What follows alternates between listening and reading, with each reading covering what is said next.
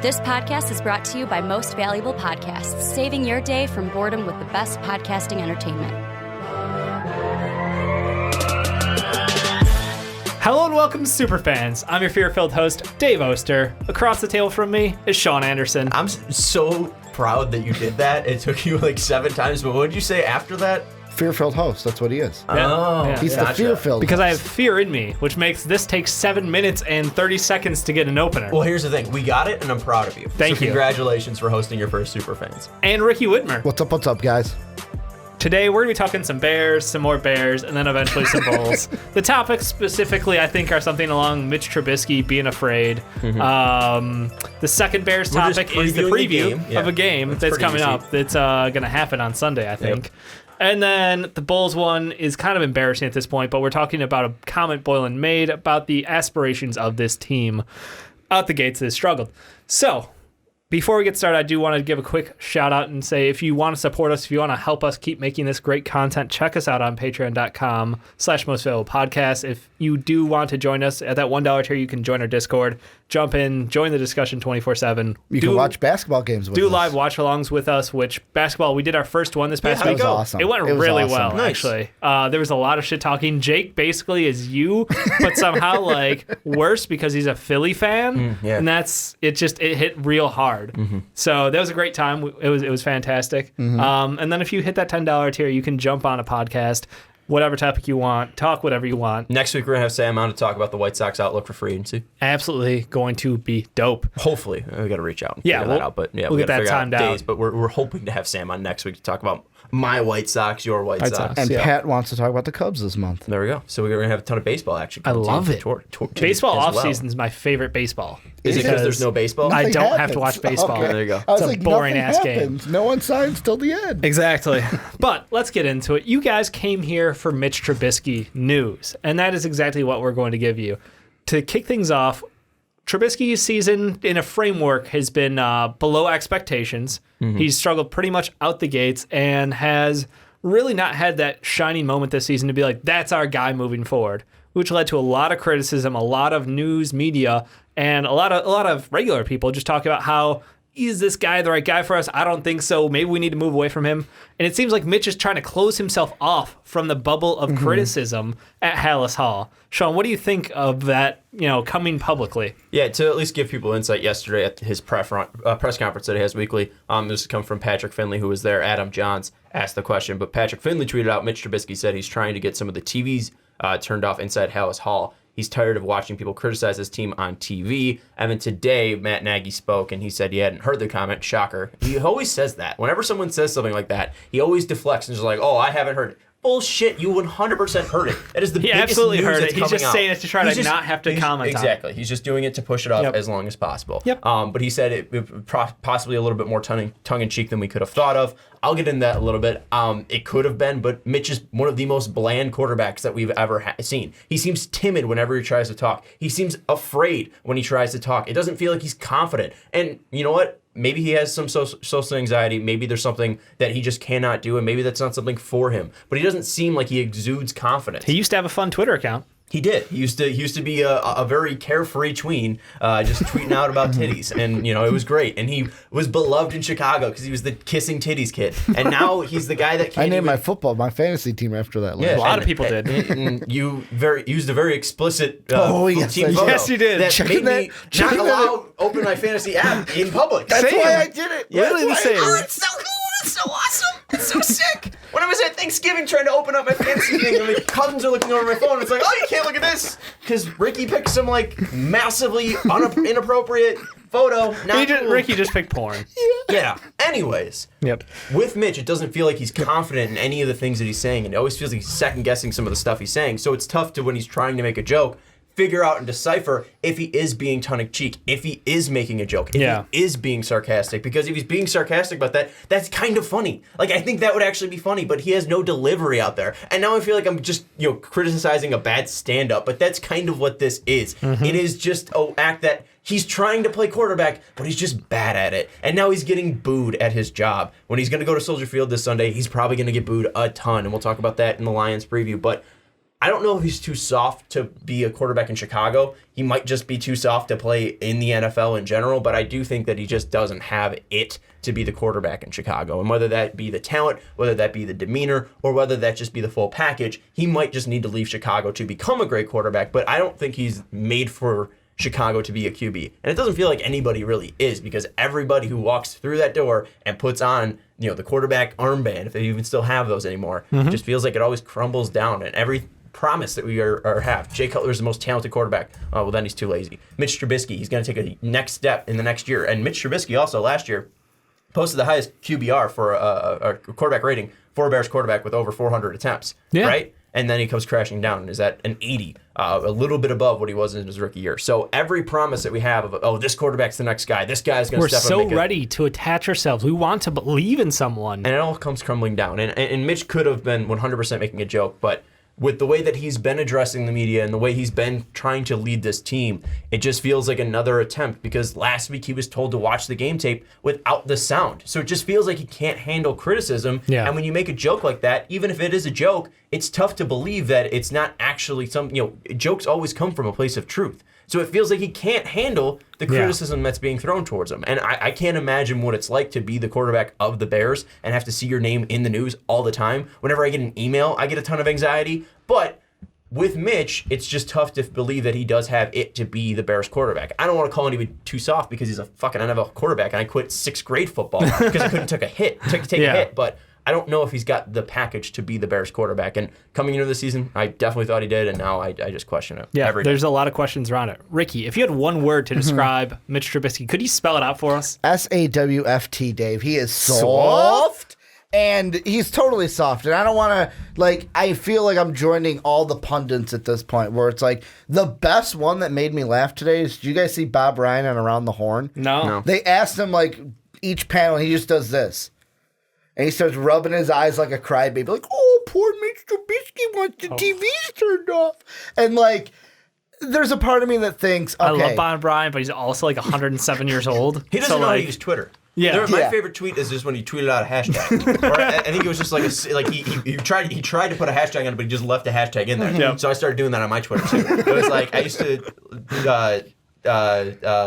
sign off with I forget what it was. I think it was either sad or I took something that Trump did on Twitter. You did. And then I threw the hashtag after it. The trailing hashtag. I was wondering what that trailing hashtag was. It was Bob Ryan. Okay. Yeah, Bob Ryan just tweeted out a hashtag once, I think. I love it. Tweet. But Ricky, as far as what Bob Ryan tossed out there. It's not even that. It's just with me in my mind, there's two thoughts I have. One, you're the quarterback of an NFL franchise. We look at the quarterback through a different lens than every freaking position. Because I was thinking today, wide receiver compared to quarterback. With a wide receiver, it's okay. Oh, I'm not the number one wide receiver? That's fine. There's 3 other wide receivers usually on the field at the time that, okay, if I'm number 3, it doesn't really matter. Plus, nobody's coming to me for the question. It's always the quarterback first. There are some exceptions. Where, if you drop a big pass or if you have a huge ego, that they come to you. But there's a reason why there's only 32 quarterbacks in the NFL. Every team gets one starting quarterback. And that's one thing where it's you have to be bred and cut from a certain cloth to be a quarterback, but then add on the cherry on top, that which is Chicago, where we are a city where we don't take, we are the blue, I think we are the blue collar, where it's pull up your sleeves, get your hands in, get dirty, put in the work kind of a mentality in this town. And if you come out and say something like this, even if it's a joke, even if it's not, people in the city, they kind of go, I don't like that. Doesn't sit right. I don't like that too much. This is a city where, look at even what's going on Twitter, where there's people mad at Khalil Mack because on Halloween he had a security guard stand in front of his house and say, we're not participating in Halloween this year. The exact video that I watched, the guy walked away and was like, God, I hope he fucking moves. Because he's like, I can't even give you candy to be a little neighborly. He goes, I was told to say this house is not participating in Halloween. So it's that's the city you live in, or the city you play in. Yep. And you're a quarterback. It's just one thing on top of the other. Mitch, it ain't going to work. Last year was, I think last year was the combination of a really good defense, a weaker schedule, and there were a few games in there that, yes, bounced the wrong way for the Bears, but there were some close games that bounced the way for the Bears. And this year, none of the breaks are bouncing the way of the Bears. And that's why the Bears are in this situation, because it's like some seasons you need that bounce to go your way, and this one's not it. I agree with you, but I think even last year we had several opportunities to even go cleaner as a season. Like, it felt like we could have had that 14-2 record. Like the Giant game. The Giant game as well. Like, that was just, oof. I wonder... game. I wonder how much of this season's step back can be attributed to other teams having game film on Mitch Trubisky and this Nagy offense, because it seems like last year we had a lot of fun plays. We had some interesting ways to get guys involved. And this year, Mitch Trubisky out of the gates seems to have limited our play calling options because his lack of the ability to either read the defense or progress through reads as we would have expected. Yeah, just to clarify, and this is super important, so I have to clarify. 8/17, January 1st, 2018, from Hingham, Massachusetts, on Bob Ryan's iPhone. He tweeted out on Twitter, hashtag. That's it. He just a pound sign. So I started adding that to my Twitter sign offs, and it was enjoy from enjoy. Trump. Yeah, so it was just enjoy hashtag. But I mean, with Trubisky and with that, I mean, it's not 100% on him when it comes to, when it comes to the product on the field. Mm-hmm. You look at that first half of the Eagles game, 9 yards is not Mitch Trubisky's fault. That is not 100% on him. You look at the line played horribly. It felt like his snap count was off as well. Like, it feels like they were timing him. There was even a one play that it was called for, I think it was neutral zone infraction or offsides on the Eagles. But I think it was Timmy Jernigan, and he literally, it felt so close that it was like he's there with the snap. He's calling the snap. Yeah, so it felt like Mitch's snap count was being read, and that's on the coach as well. You have to be able to be like, hey, you have to change it up. Like, we're going to start calling different snap counts. Whether you do hard counts, whether you do whatever, and signaling. And that got much better in the second half, but those adjustments need to be making quicker. Mitch needs to realize that too, but you also have so many quarterbacks in that coach. You have a quarterback coach, you have an offensive coordinator, Mark Helfrich, who knows the quarterback position extremely well. You have Matt Nagy as well.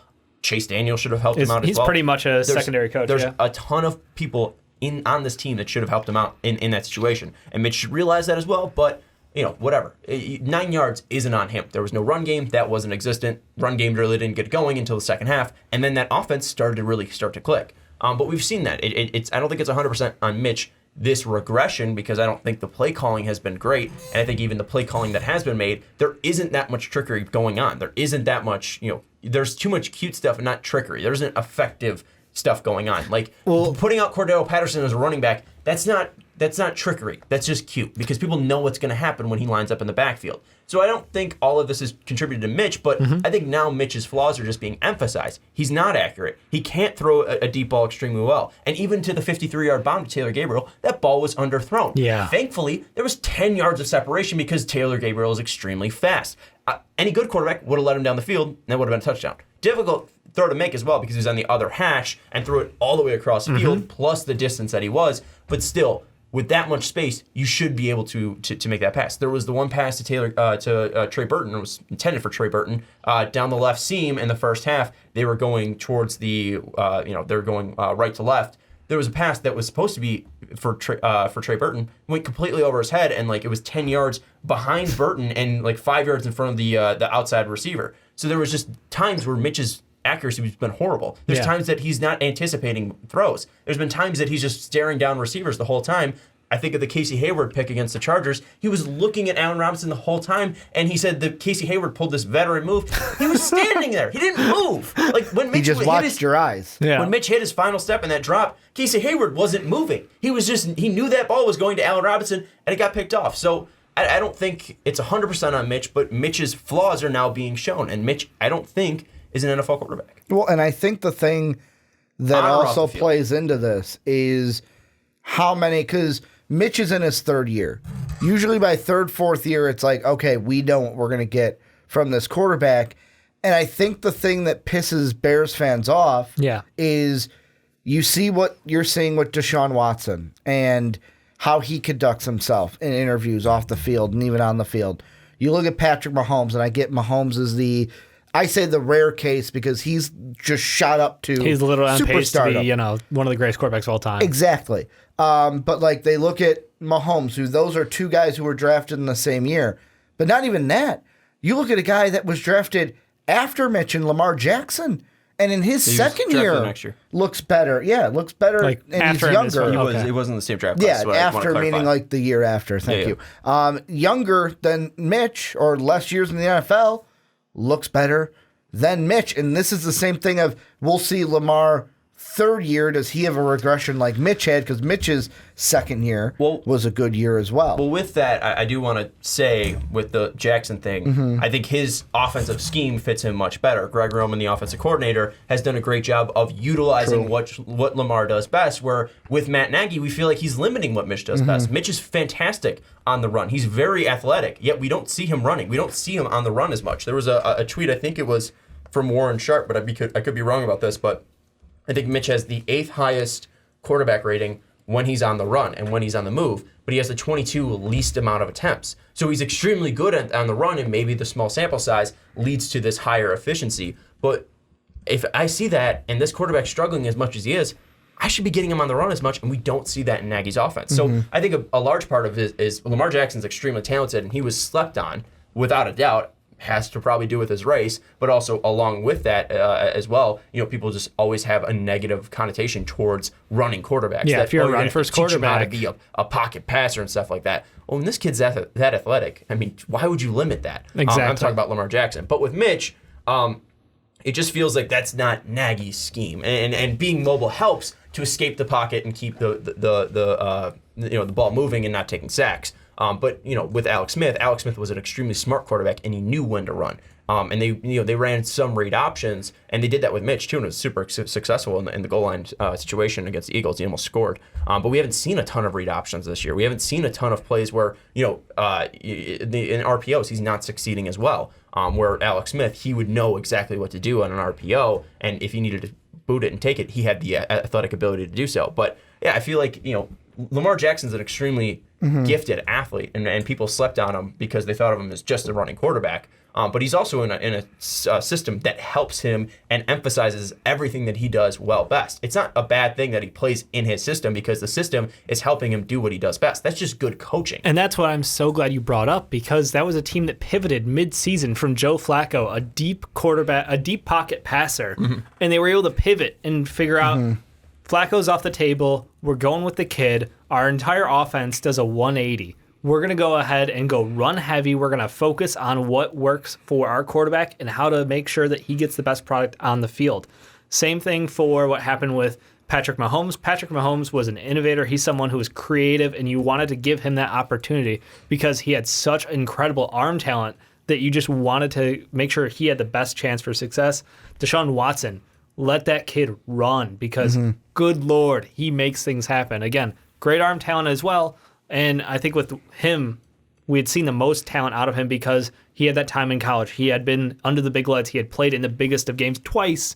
And beaten Mitch Trubisky on his way to that big game. And with that, too, just the Ravens, it wasn't even just that they changed midseason. They even promoted Greg Roman to that spot this year because they knew that he had prior success with Cap when he was in the 49ers. They had Marty Mornhinweg as their offensive coordinator last year and then let him go and released him. So they knew that they needed to pivot even after this year and emphasized his abilities even more. That's just good coaching. That's just good management. Why would you put your quarterback in a bad system? Exactly. If a quarterback can rise up above the system, that's fantastic. But if Lamar Jackson is going to even be better with Greg Roman, then put him with Greg Roman. That's what they did, and this is why you're seeing that offense have as much success as they are, and that's why he is a top 5 MVP candidate. Right now, Mitch isn't in the right system, and Mitch isn't, and if he is in the right system, he might have more success. I just wonder is how much success can he actually have?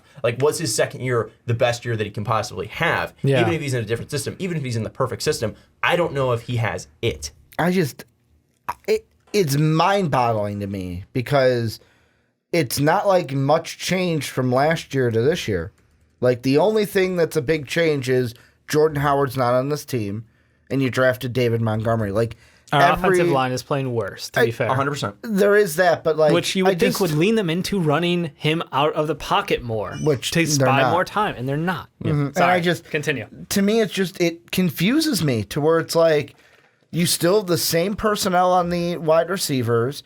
You still have Mitch. You still have him working with Matt Nagy. Like, if anything, if you told me before the season which would take a step back if one of them did, I would put my money on the defense before the offense, only because they'd be getting used to a Chuck Pagano system and not a Vic Fangio system, and I wouldn't have expected the offense to look like it has. And that's why people in Chicago had the same expectations to go 10-6 this year, because we thought that Matt Nagy, the offensive coach, the offensive genius, whatever you want to put him with, was going to be able to take that next step with Mitch Trubisky in another year. But even with that, like the reason why this team has taken a step back, and there are other external factors as well. You know, being down a little bit more leads you to throwing the ball a little bit more. Level of competition as well. We have a much tougher schedule this year as well. But I mean, there's a drastic difference from what they were doing. Last year, they averaged 29.2 runs per game in 16 games. And then through 8 games so far, they're averaging 11.3 runs per game.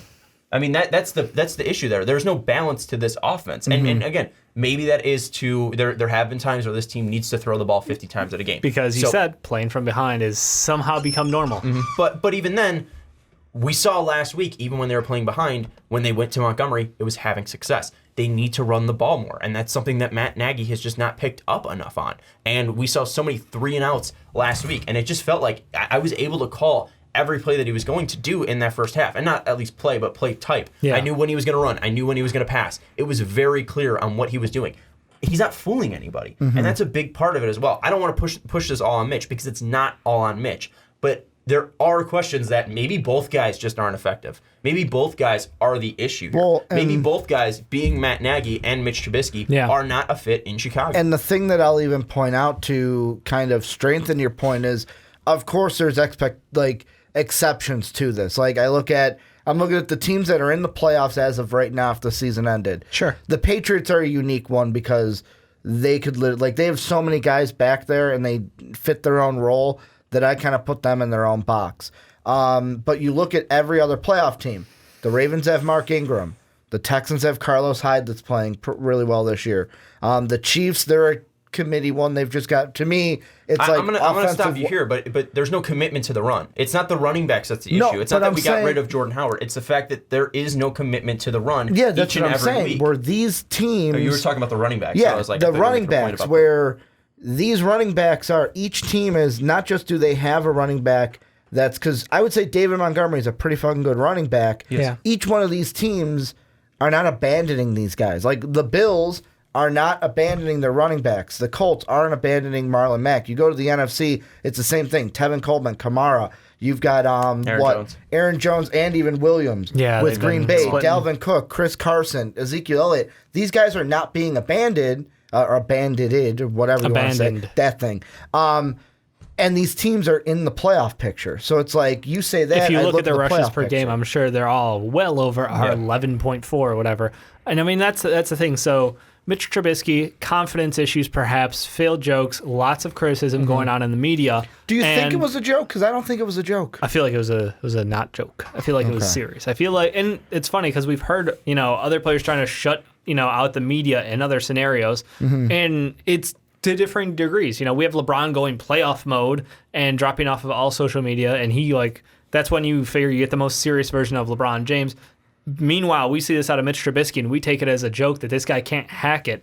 Is it, other guys have earned the right to be like, look, I need to focus on my shit. If he had said it differently, do you think it would have carried different weight in Chicago? If there's a way that he's been holding himself throughout his entire career, then it would have held different weight. And media is going to overreact to anything. They need something that's catchy and going to grab onto. It's the reason why we're doing this as well, is because there is something that is catchy enough that does bring up questions. Well, I'll even say this. I looked up the top 5. Oh, I got it here. The only teams that they're above running wise are the Falcons, Bengals, Jets, Dolphins. Wow, that's pretty much our company at the bottom of the NFL. Bad.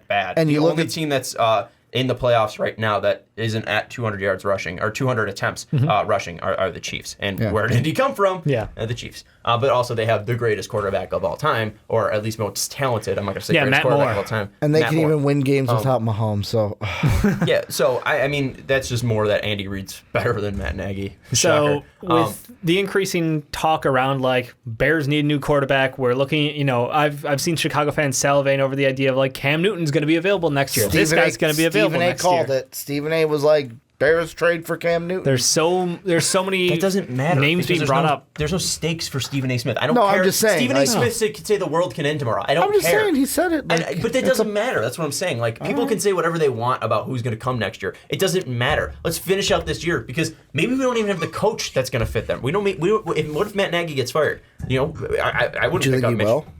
He could be. I don't expect him to be, but I wouldn't put it off the board. We don't know who the GM's going to be. We don't know if the quarterback's going to be here. We don't know if the head coach is going to be there. I don't want to speculate on quarterbacks right now because we know it's not going to change. Yeah. Well, for the next 8 games, we either are going to have Mitch Trubisky or Chase Daniel.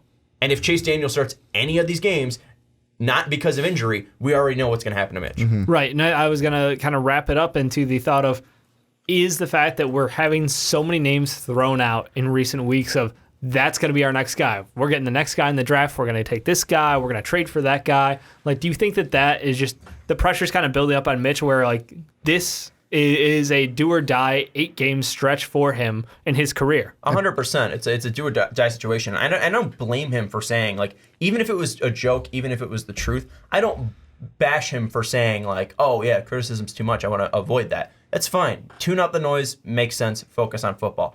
And it probably is tough to see your name being like, you suck on TV, even at your place of work. That I understand. You don't have to say it to the media. Bingo. Act like it's not affecting you. That's what you should be doing. And I think that's the biggest thing for at least Mitch Trubisky. It's 100% do or die for him because if he doesn't play well enough, this team has so many cap issues, even outside of the quarterback, and I believe his option for next year is for $24 million. I believe if it's picked up next year, it is for 24. I saw that reported out, I believe, by Bill Barnwell. I could be wrong and be misinterpreted, but I believe his option for next year a lot of money. is for $4 million. So I think it might be best that in year 8, if Ryan Pace has the other ability to take a quarterback, I don't think he should. I think he's tied to the success of Mitch Trubisky. I saw that too, but I think it's misleading. Okay. If you want to say it, you can. But yeah. I think it is 100% do or die for him. Yeah, just according to Spirac, they have next year as guaranteed, like it's the 4th year of the contract. It's the 5th year that's the option because you got him in the first round. So next year would be year 4. He would still be under contract that year, and it'd be 2021 would be the option year because of how the rookie contracts work. Okay, what I think it is, and I could be misinterpreting. So yeah, he could be coming back next year, no matter what, because of that. I think that option in 2021 they have to decide on coming before up. the season starts. I think so. I think they have to decide on before the season because you're getting a lot of guys getting those options picked up right now, and I mean. With the Bears, that's the whole situation of if I have to make that decision before the end of this year or the end of this offseason, I'm not picking up the option because it's like Mitch has not shown, like knowing my luck, I'll double down on Mitch. Yeah. And it'll just be like, oh, great, he regressed and now I'm stuck with him an extra year. When you said the 8 games, like this is put too much pressure on him, I almost think it goes back to the original question. If you were not soft, it would not it wouldn't affect you. It's like, okay, or not, I shouldn't say it wouldn't affect you, but it would be like, all right, I'm going to prove them wrong. Like, that's what you want in your quarterback. Take the criticism. Fuck you. I'm going to prove you wrong. Not I'm going to turn off the TV and just ignore it and just pretend it doesn't exist. And this is from Jason Leiser, published on October 19th, 2019. If Trubisky makes the strides the Bears have yearned for during the next 11 games, assuming he comes back Sunday against the Saints, that would put a contract extension up for serious discussion in the offseason. Based on recent deals, Trubisky would be in line for something around 4 years, $120 million. At a minimum, general manager Ryan Pace must decide after the season whether he wants to exercise the 2021 team option that will cost at least $22 million. So I was wrong on that. Likely he will be on the team next year, but it's the year after that, and if they're not picking up the option after the season, then he knows where he stands, and he likely will probably be fighting for a job because if they're not paying him that money the next year after, they might commit themselves to a guy that might be there longer term and could help them in the short term. But with that, it's tough to call somebody soft again for me. But the biggest thing that also came out, and it was on Sunday before the Eagles games.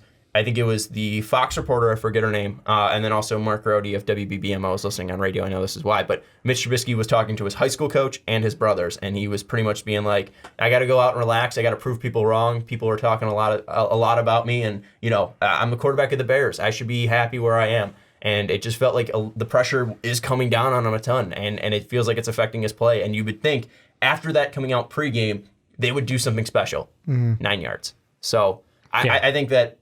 Whether it's Matt Nagy being, 60% of the problem, Mitch is still 40%. And I don't think it's on the weapons. We know the weapons are good. They have a great player in Allen Robinson. Yes, he had a bad game against the Eagles, but other than that, David Montgomery's a good back. Tariq Cohen has been a playmaker before. He doesn't look like that, and I think that's probably more on Nagy. But it just feels like if you have to put blame on that, some of it might lean more towards Matt Nagy, but there is still a part of the problem that is Mitch Trubisky. And I feel...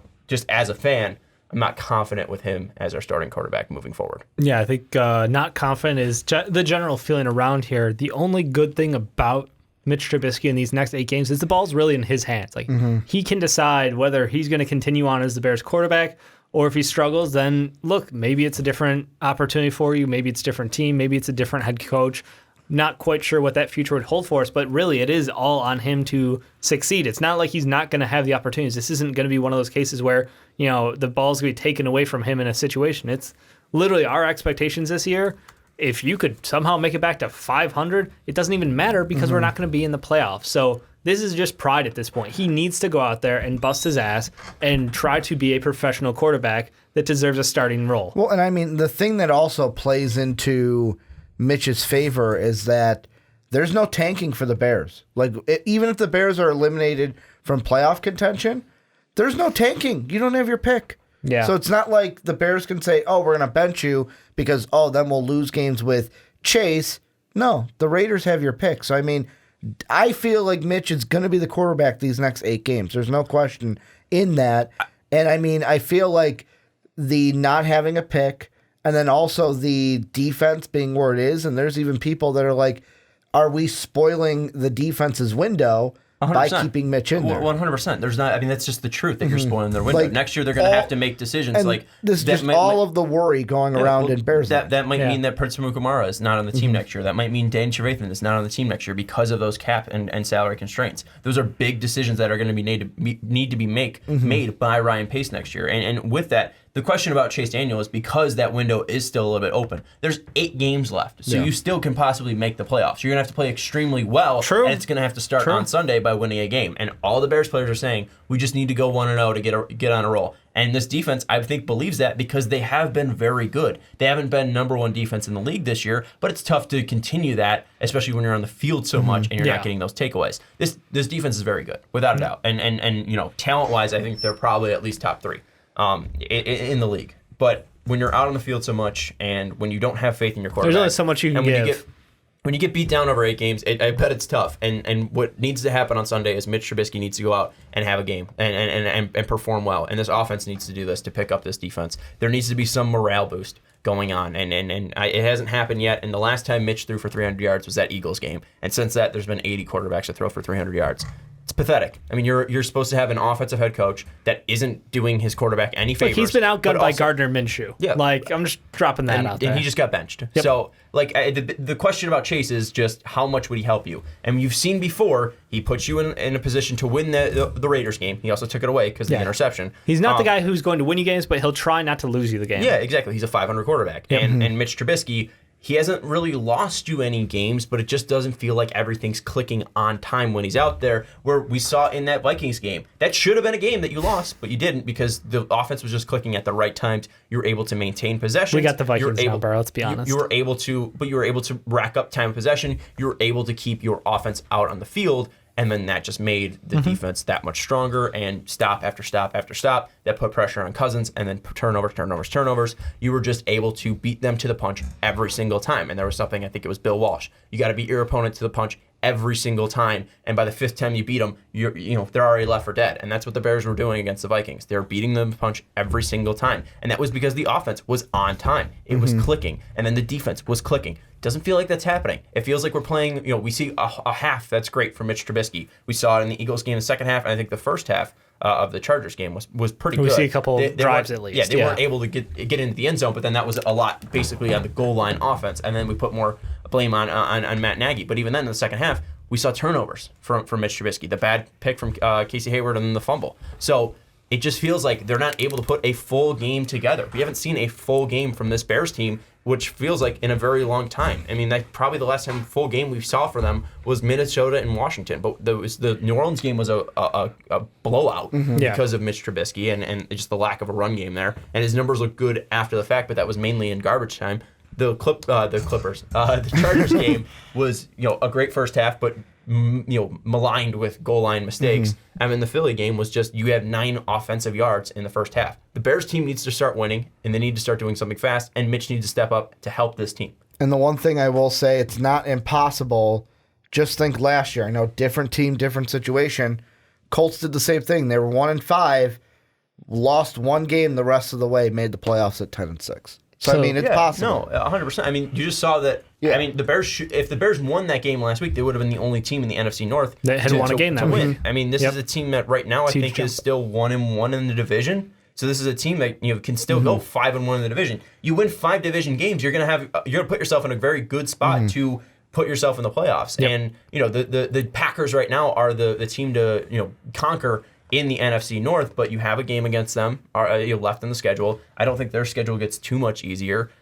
And they looked pretty weak against the Chargers team that you lost on a last second field goal to. So I don't. Season's not lost. The season's isn't lost, but shit needs to happen quick enough. And if it doesn't happen again, you lose 5 straight, then I think this team's done and over with. The next 4 will be the most crucial. You get the Lions twice, you get the Giants twice, which I know it happened last year, but rookie quarterback, many people would think that you expect the Bears to win that game.